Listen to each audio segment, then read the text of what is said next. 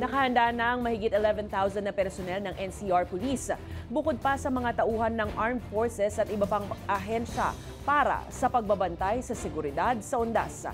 Nakataas na ang full alert status, kaya nakahanda pati ang mga kawani ng PNP Civil Disturbance Management Unit. Ang balitang A to Z ni Kim Salinas.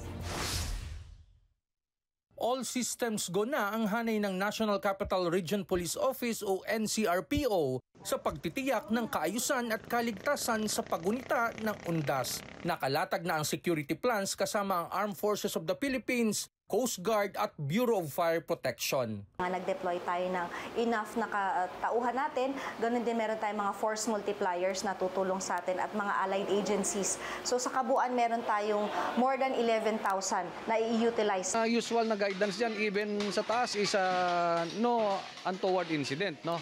Sa buong EPD, we will deploy more than 1,000. At pwede pa nating dagdag. Depende doon sa kinakailangan ng situation.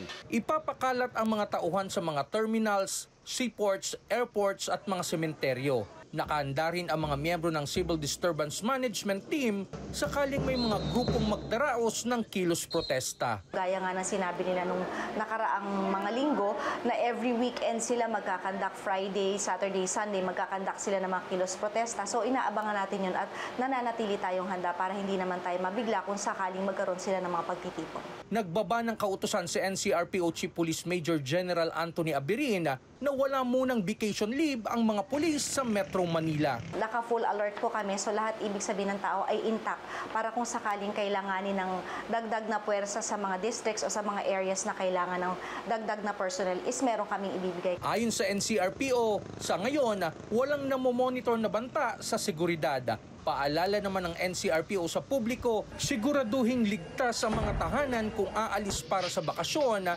ng ilang araw. Yung mga pinto, bintana, yung gate nila siguraduhin nilang nakasara.